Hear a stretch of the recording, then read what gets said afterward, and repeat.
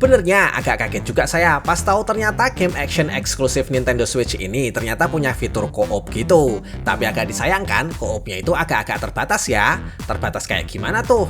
Jadi gini, di Astral Chain ini satu player bisa mainin tokoh jagoan alias protagonisnya, sementara player lain bisa mainin legionnya. Bisa berantem bareng tuh, ngeluarin combo yang butuh kerjasama dan lain-lain gitu. Tapi si legion ini geraknya kurang leluasa, soalnya si legionnya itu kan terhubung ke protagonis pakai rantai alias chainnya gitu kan. Jadi ya geraknya nggak bisa jauh-jauh dari protagonisnya.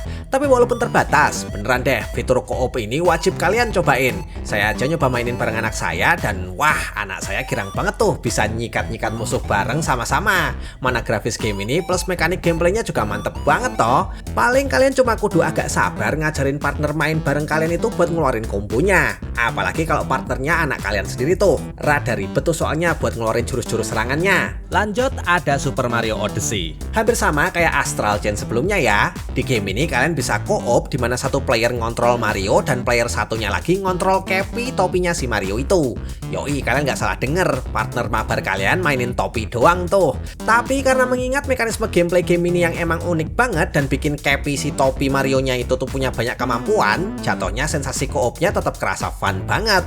Lagi-lagi saya mainin game ini co-op sama anak saya tuh. Tadinya dia yang ngontrol Mario dan saya ngontrol Cappy si topi. Tapi pas dia tahu kalau si Cappy ini ternyata bisa kayak menghipnotis T-Rex gede gitu dengan makein si T-Rex pakai topinya, langsung tuh controller saya diambil alih. Anak saya jadi ngontrol si T-Rex / Cappy si topi dan saya mainin Mario-nya.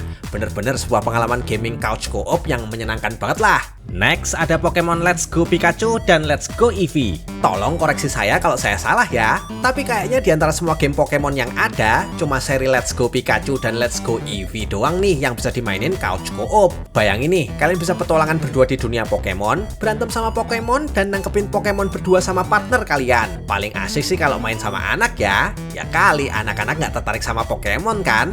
Tapi menurut saya, kalau kalian mainin berdua, gamenya jadi agak-agak kegampangan tuh. Ya gimana lagi, wong Pokemon musuh dikeroyok berdua gitu. Tapi tetap fun sih game ini, khususnya pas lagi mencoba buat nangkap Pokemonnya barengan. Apalagi kalau kalian bisa ngesing gitu ngelempar Pokeballnya. Wah, satisfying tuh. Selanjutnya ada Brothers A Tale of Two Sons. Sedikit info aja, game ini tuh adalah game couch co-op pertama yang berhasil saya tamatkan bareng sama anak saya. Dan well, anak saya terkesan banget sama game ini. Dan kalau dibandingkan sama game-game yang udah dibahas sebelumnya yang terkesan co-opnya itu tuh nanggung, boleh dibilang game ini tuh benar-benar didesain pure sebagai game petualangan buat dua orang. Game ini bercerita tentang dua kakak beradik yang berusaha mencari obat buat ayahnya yang lagi sakit. Nah, obatnya ini tuh dapetinnya susah banget, harus berpetualang gitulah. Terus mekanisme petualangannya itu seru banget dan juga dinamis. Puzzle-nya ada, platformernya ada, pokoknya macam-macam gitulah. Yang jelas game ini banyak banget butuh kerjasama antara para playernya. Bener-bener game yang lumayan memorable nih. Lanjut yuk, ada game It Takes Two. Game co-op yang jadi GOTY alias Game of the Year tahun 2021 ini emang mantep abis. Walaupun emang versi Nintendo Switch-nya punya grafis yang lebih burik dibandingkan versi game ini di platform lain, tapi gameplaynya yang solid itu bener-bener mantep banget. Jatuhnya ya tetap bisa dinikmati banget kok buat dimainkan di Nintendo Switch kalian. Buat kalian yang nggak tahu, It Takes Two ini berkisah tentang suami istri yang lagi cekcok. Tapi karena sebuah kekuatan magic yang nggak sengaja dikeluarin sama anaknya, suami istri ini jadi boneka dan berusaha buat jadi manusia lagi. Tapi petualangan di depan mereka akan memaksa buat bekerja sama terus. Premisnya simple tapi ngena banget nih. Asli deh, game ini sih bener-bener worth it banget buat dimainin sama pasangan, entah sama istri atau sama anak. Paling kalau main sama anak, pas adegan ciumannya tutup aja tuh ya mata anaknya. Game selanjutnya ada Unravel 2. Game ini tuh unik banget deh konsepnya. Tentang dua makhluk aneh yang kayak terbuat dari benang gitu. Nah, dengan menggunakan benang dari tubuh-tubuhnya yang bisa ngelewer-ngelewer gitu, kalian dan partner main kalian kudu bekerja sama untuk menyelesaikan puzzle-puzzle dan juga platformernya. Keren dan unik banget nih gameplaynya. Tapi emang di beberapa titik itu puzzlenya agak-agak lumayan terlalu menantang nih. Ya, ini bisa jadi karena emang kapasitas otak saya yang minus sih, makanya bingung sama puzzlenya. Mana anak saya juga nggak bisa diandalkan buat menyelesaikan puzzlenya toh. Tapi sekalinya berhasil, wah lumayan satisfying gitu loh rasanya. Udah kayak orang yang paling jenius gitulah.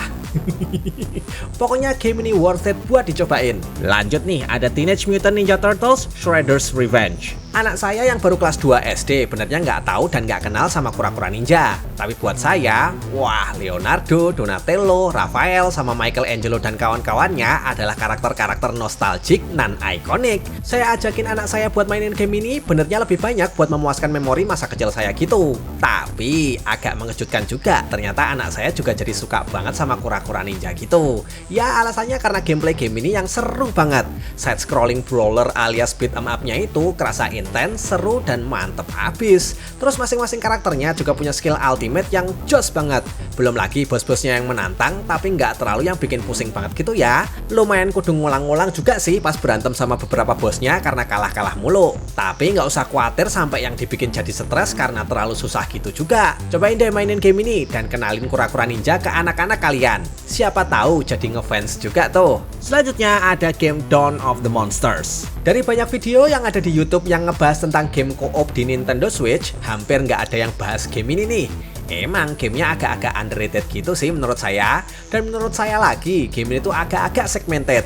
Buat saya pribadi, saya beli gamenya karena anak saya itu demen banget sama monster-monsteran kaiju ala-ala Godzilla gitu. Dan tema game ini ya tentang para kaiju dan ada beberapa mecha juga gitulah. Nah ceritanya, kalian dan partner kalian itu akan mengontrol kaiju yang baik dan mecha yang baik buat bisa melawan kaiju-kaiju jahat gitu. Mekanismenya brawler beat 'em up gitulah ya. Dan yang unik, kalian itu bisa nge-build kaiju atau mecha kalian dengan skill pasif yang custom gitu. Maksimal ada 3 skill pasif yang bisa kalian pasang di kaiju atau mecha kalian yang bisa disesuaikan dengan playstyle kalian. Entah itu skill yang bakalan ngasih critical damage ke serangan ketiga, atau skill yang ngasih efek stun, dan lain sebagainya.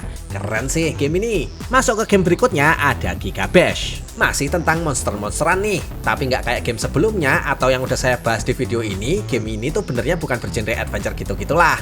Giga Bash ini pada dasarnya adalah game fighting. Dan yap, buat anak saya yang maniak kaiju-kaijuan, game ini sih bener-bener satisfying banget tuh buat dia. Di game ini kalian bisa fighting pakai karakter kaiju-kaijuan, atau kalau kalian beli DLC-nya bisa pakai karakter-karakter Ultraman juga. Fightingnya seru banget loh. Selain kalian bisa pakai skill-skill khusus para kaiju, kalian juga bisa tuh memanfaatkan berbagai hal yang ada di arena bertarungnya. Kayak ngangkat menara terus digebukin ke musuh, atau nyabut pohon buat dibalang alias dilempar ke arah musuh, dan lain sebagainya. Arenanya juga seru-seru tuh. Ada yang arenanya itu tiba-tiba bisa banjir gede, atau ada kolam lavanya, dan lain sebagainya. Buat mode gameplaynya juga beragam, mulai dari arcade, klasik, sampai onslaught pun juga tersedia. Dan selanjutnya ada Animal Crossing New Horizons. Kayaknya dosa ya kalau nggak nyebutin Animal Crossing New Horizons sebagai salah satu game couch co-op terbaik di Nintendo Switch. Walaupun emang kalau mainin game ini secara couch co-op itu banyak keterbatasannya, apalagi kalau mainnya pakai satu Nintendo Switch doang, bukannya 2, tapi ya tetap kerasa fun gitu kok.